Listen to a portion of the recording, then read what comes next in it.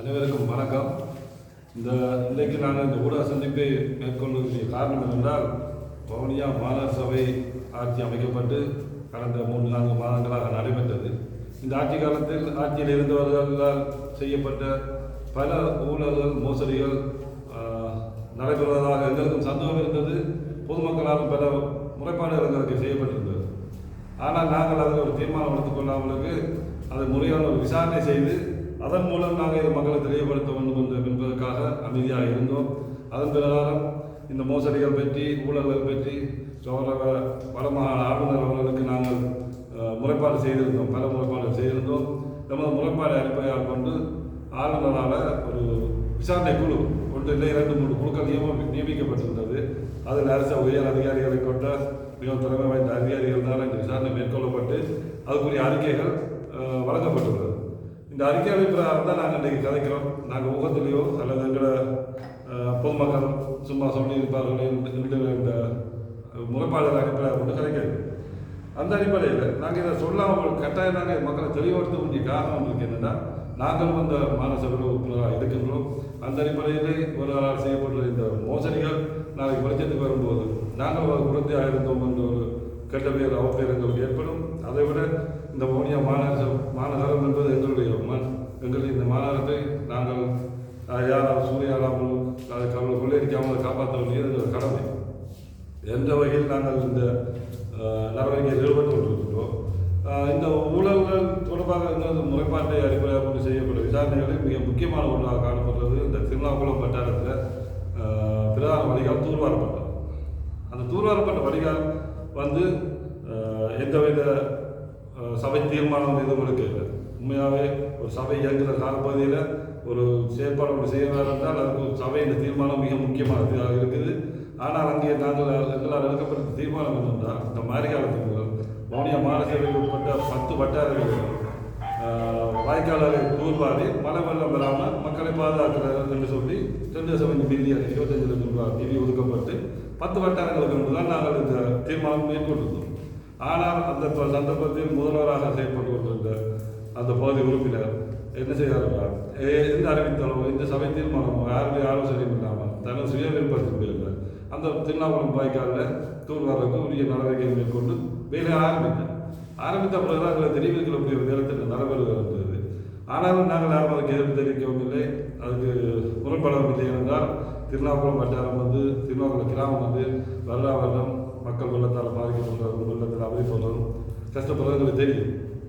எந்தபடியாக நாங்கள் 10 வட்டாரத்துக்கு முதல்ல நிதியிலே இருந்து அந்த வட்டாரத்திற்கு அந்த வரிகாலம் துப்புராக்குவோம்னு சொல்லி எல்லாரும் சம்பவத்துறையும் அதை செய்ய சொல்லிவிட்டு அனுமதிச்சிருந்தார். அதை அனுமதிக்கும்படி அவரை செய்ய வேண்டிய நேரத்தில் அங்கே நடப்பட்டது வேலை நடப்படவில்லை. தனி முழுமையாக ஒரு ஊழல் மோசடிக்காகத்தான் அந்த இது செய்யப்பட்டிருந்தது. எப்படி என்றால், அங்கே ஒரு கேள்வி ஒரு டெண்டர் போல் பண்ண ஒரு முறையான எந்த விளம்பரங்கள் செய்யப்படாமலுக்கு அவர் கனகாலமாக இயங்காமலுக்கு ஒரு பாவனை இயக்கம் இல்லாமல் இருந்த திருநாவுக்குளம் பண்டாரமனை சனசம் முறையத்தை திரும்ப ஆரம்பித்து தனக்கு சார்பான ஆதரவாளர்கள் அதில் உறுப்பினர்களாக நியமித்து அந்த உறுப்பினர்களாகவே அந்த சனசம்பளத்துக்கு அந்த ஒப்பந்தத்தை வழங்கியிருக்கிறது. அப்போ ஒப்பந்தம் வழங்கும் போது அந்த சனசம்பளத்துக்கு நிலை கொடுக்கிறதா இல்லையானது தீர்மானிக்கணும். அதுக்குரிய அறிக்கைகள் பெறப்பட்டிருக்கணும். இது எதுவும் இல்லை. அவர் கொடுத்ததும் தெரியாது, வேலை தொடங்கணும் ஒருத்தருக்கு தெரியாது. அப்போ அந்த ஒப்பந்தங்களையும் இந்த நான்கு சொல்லவில்லை, அறிக்கையை நீங்கள் வேணும்னா நீங்கள் வரும்போது ஆர்வம் கேட்டால் நாங்கள் காட்டுவோம். இதில் குறிப்பிடப்பட்டிருக்கிறது. எந்த விதமான அரசு உத்தியோகத்தர்கள் கையொப்பவும் இல்லை. அப்போ தொழில்நுட்ப உத்தியோகத்தர்கள் பிஓகே செய்து கொடுத்துருக்கிறாங்க, எஸ்டிமேட் போட்டு கொடுத்துருக்குறாங்க. ஆனால் அங்கே ஆணையாளர் சைன் பண்ணவில்லை. இவரால் தெரிவு செய்யப்பட்ட ஒரு சனசம்பள தலைவரும் இந்த முதல்வரும் மட்டுமே கையொப்பப்பட்டு இந்த ஒப்பந்தம் வழங்கப்பட்டிருந்தது. 2 மில்லியன் 20 லட்சம் ரூபாய்க்கு ஒப்பந்தம் வழங்கப்பட்டு வேலை திட்டங்கள் நடைபெற்றது. ஆனால் அந்த வேலை திட்டங்களை அறிக்கை குறிப்பிட்டதுபடி இவரால் அந்த குறிப்பிட்ட வேலையை செய்திருந்தால் 1485 மீட்டர் கியூப் மண், அதாவது டிராக்டர் லோடு படி பார்க்க போல 530 டிராக்டர் லோடு மண் அப்புறப்படுத்தப்பட்டு இருக்கும். ஆனால் அங்கே இந்த வேலை திட்டம் நடைபெறுகிறது. அங்கே அவர்களுக்கு திருநாவுக்குளம் கிராமத்தில் கொண்டு போட்டுருக்காங்க மண், அது அப்புறப்படுத்த மண். அதுக்கு கிட்டத்தட்ட 140 லோட்டுக்கு தான் இருக்கு டிராக்டர் நாங்கள் எண்ணி பார்த்தோம். அப்போ இவ்வளோ 530 லோடு இருக்கு, 140 லோடு இருக்கு. அப்போ இவ்வளோ மிச்சம் பண்ணெல்லாம் பட்டு இல்லை என்ன விளங்குதுன்னா அந்த வேலைலாம் கிளம்புது. அப்போ அங்கே ஒரு 4-5 லட்சம் ரூபா வேலை தான் செய்யப்பட்டது, 18 லட்சம் ரூபா பில் போட்டு கொடுத்துருக்குறாங்க. அப்போ இப்படியான மோசடிகளை செய்கிறதால தான் நாங்கள் புறப்பாடு செய்ய வேண்டியிருந்தது. அப்போ அந்த முறைப்பாட்டின் பிரகாரம் இப்போ அறிக்கையும் வந்திருக்குது. அப்போ அறிக்கையில் முற்றுமுழுதாகவே சொல்லியிருக்கிறார்கள், அந்த அந்த சந்தர்ப்பத்தில் இருந்த முதல்வர், துணை முதல்வர் மற்றும் சில உறுப்பினர்களின்